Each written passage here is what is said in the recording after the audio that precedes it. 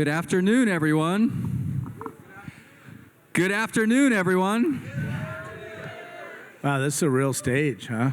It's a real stage. Can't believe they let me up here. It's great. Well, I am thrilled to be moderating this conversation with Seth about California, so I think we can go ahead and get started. Before we talk about California, Hirsch, you know, you're one of the people that I really look to nationally on a policy level. And I don't know if you were paying attention, but we had a small election last week. We did. And I'd really love to know what your thought is in terms of how that plays out nationally and what you see in the next 2 quarters or so. Sure. Thanks, Seth. So I'll give you my quick thoughts on the election that we just had, and then we'll go back and hear Seth's insights on California. So I think I'll just make 3 really quick points. The first point is that, we saw all of the ballot initiatives this past election fail. This was the first time in a long time we've seen ballot initiatives be unsuccessful as a presidential level. And so I think there's no shading the fact that, we have to do some thinking as a community about how bipartisan we thought cannabis was. And so that was a real impediment to the growth story. I think the second obvious point that I'll make is a lot of people in this room and generally are parsing out what a Trump presidency means for cannabis. I think you'll see some people who have pointed to recently supportive statements he's made on cannabis as a reason for some optimism. And you'll hear other people say that, he says, whatever he might want to say and that he sort of flip-flops. I'll make maybe the obvious point that I think the thing that we're really going to have to pay attention to in the coming weeks are the appointments that he makes when it comes to the Attorney General, which can impact rescheduling, and also the Senate Majority Leader. And the final thing I'll say before we get back to Seth and we talk about California is now that those ballot initiatives failed, I think people are going to be looking to states like Pennsylvania, states like Virginia that can drive the cannabis growth story forward in the coming years. And further to that, how do you think Delta hemp plays into that conversation? Where do you think that plays out? Because it's certainly something that I'm keeping an eye on for a number of reasons. Yeah, I think that the proliferation of the sort of hemp intoxicant market across the country can actually be an impetus to federal reform. I think increasingly in many of these red states that enforce cannabis prohibition, the proliferation of these products really illustrates how nonsensical prohibition is. And so this is a big topic. Obviously, we don't have time to get into it fully, but I think there's a way in which that can allow us to develop a more unified and rational cannabinoid policy. Wish they'd listen to you. Wish they would. Cool. So let's talk California, Seth. I think the place where I'd like to start is retail. And I think many of the folks in the room know that retail is the most challenged part of the California supply chain. The lack of retail contributes to a very persistent illicit market. 20% of retailers are behind on their tax bills. So Seth, where are we in the trajectory of the retail landscape in California? Where are we going in the coming years? I think you've been in a knife fight. You're going to go to a street fight is where you're going to go. You have 10 entities that probably control 20 to 25% of the doors in the state. You can look at those 10 entities and some of them aren't going to pay. So that looks, pretty easy to prognosticate how winners and losers are going to manifest. For those of you who doubted me, Ease made an announcement today that they raised another $10 million and are resuming operations. So anyone who thought that Ease was going out of business, I told you they weren't going out of business. And they represent about 5 to 7% of all transaction value in the state. Top of funnel, I think California is on track to do 3.2 to 3.6 in revenue in terms of billions. So I don't see top of funnel at retail changing. I just think you really have to understand, if you're an operator, how to maintain success on razor-thin margins. And if you're a brand, how you're going to get paid. There's a couple big brands here today that are out of state that I think see remaining in California as either a loss leader or a beachhead. We just spent a week in Missouri, and they don't know how to grow weed there. And I went in 2 or 3 facilities as they spent $25 or $30 million on, and I'm glad I'm not an investor in some of those companies. So you still see the thesis of California, supply chain dynamics and leadership leading the conversation in other places. And I think the fact that we have 10 years of history, when I go to a market like Australia or I go to a market like Missouri, I'm from the future. Because I can walk into a store and tell what's going to happen, or I could walk into a grow and tell what's going to happen. So, back to your point, though, I think it's going to be harder. I think, I prognosticated the State House failure. I believe that there are going to be one or two other decently sized failures between now and summer. And I think that it will make the weaker retailers weaker. And I think it will make stronger retailers with strong footprint more powerful and better. And Seth, do those stronger retailers have particular characteristics that you can identify? Is it the choice of the right geographical footprint? Is it a unique brand identity? Is it scale? What are the elements that are contributing to the success that you see in some retail operators? I think there's different elements. If we just talk about two of what I think are the most impactful retailers in California, or three of them by size, in Stizzy, Embark, and Cookies, we could debate how successful each one of them is.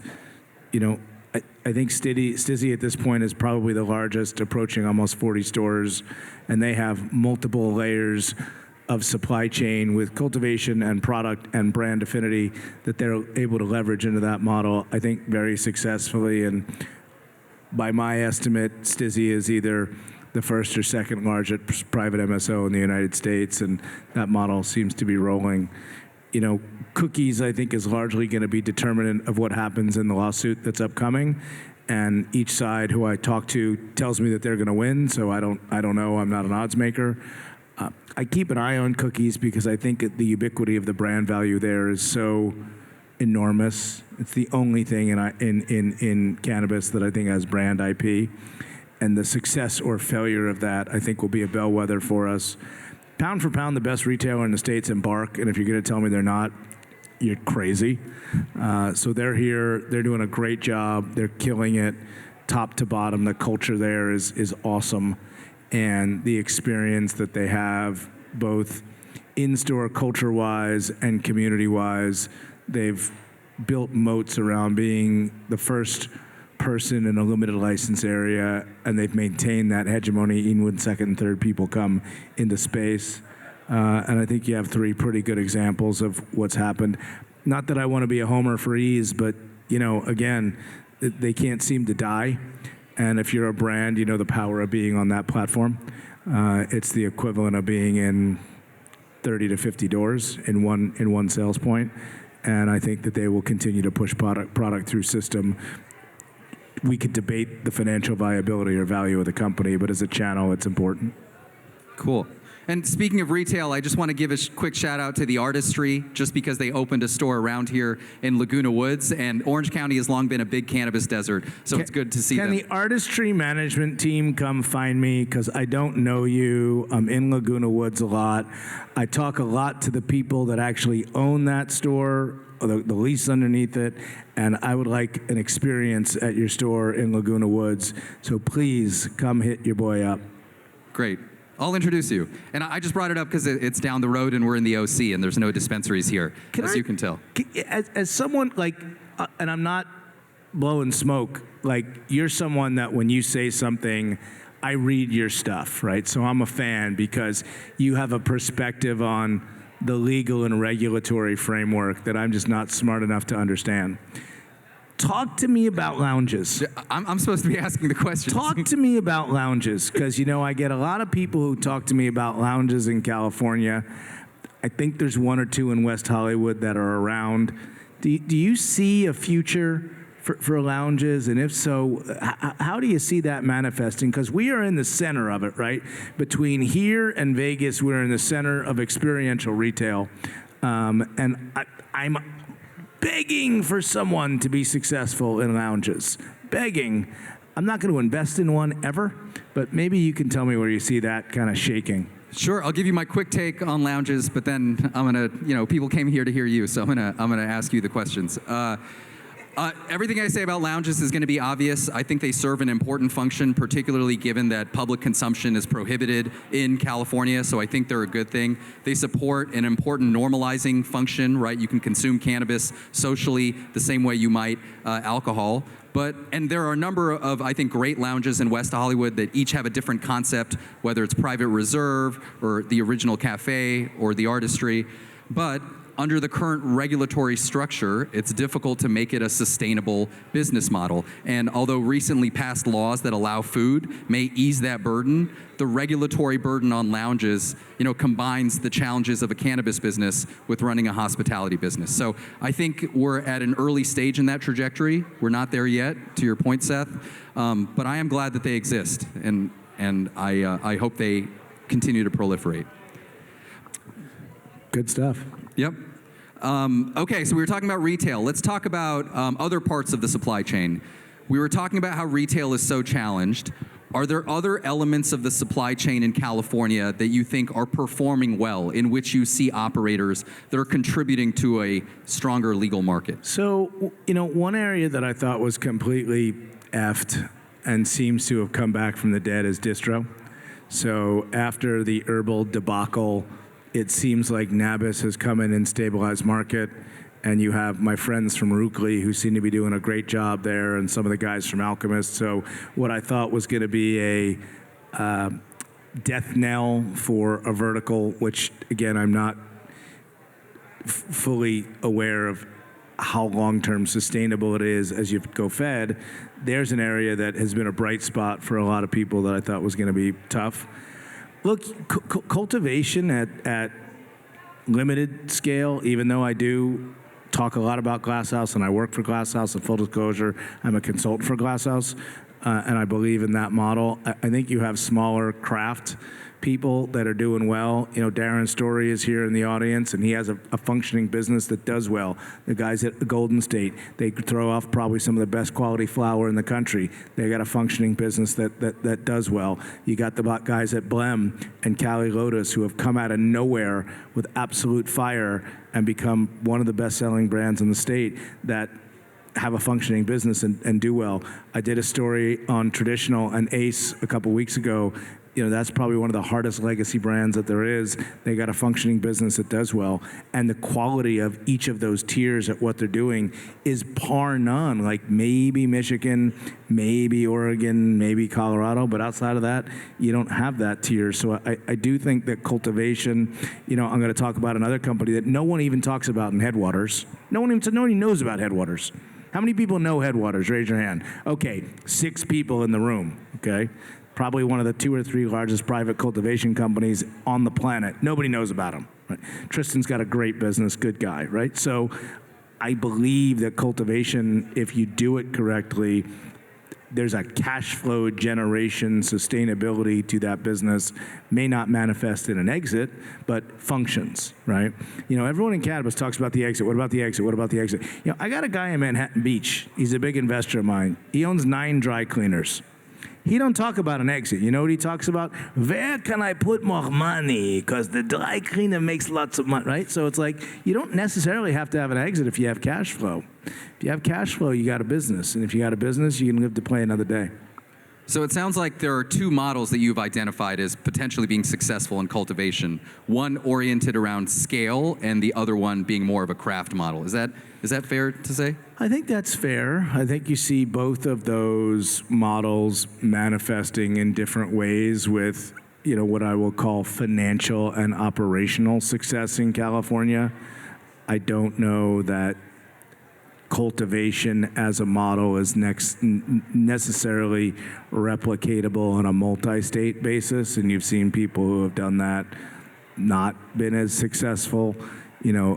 Wonder Bread is a legacy LA brand that, when I came on was like unobtainium. That was like a standard for me. They went to Michigan, didn't really work. So I think it's hard, but it's an area that 2 or 3 years ago I just think would not have worked and seems to be creating functioning businesses. Yep. Now, Seth, you've long been a champion of the California market, right, and its long-term potential. And so I guess the question is, 8 years in, after the passage of Prop 64, do you remain bullish on California? And what are, the business models or types of companies that you see as likely to succeed in the coming year or two? You can name specific operators or you can describe their characteristics. Look, California is going to be the largest market retail for cannabis for the next 5 to 7 years, period. Come to me with New York. It's not going to happen. I've been very vocal about it.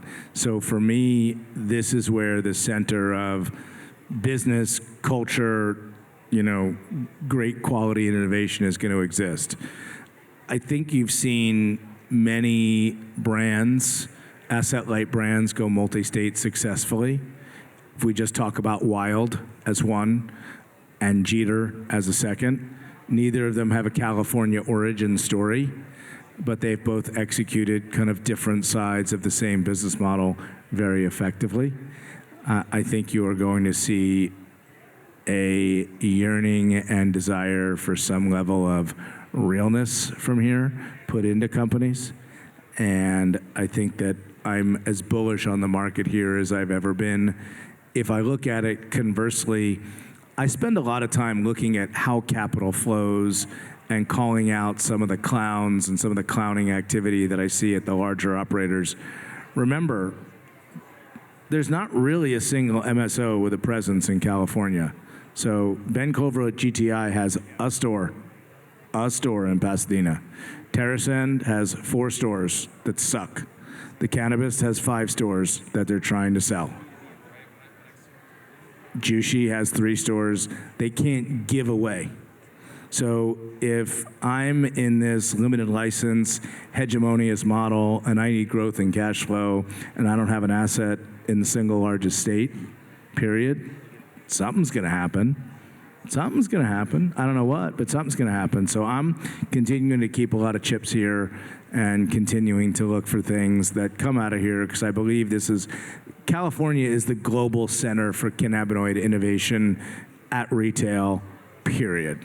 Because if you can make it here, you're going to be able to make it anywhere. How many shows you been to in the last 12 weeks?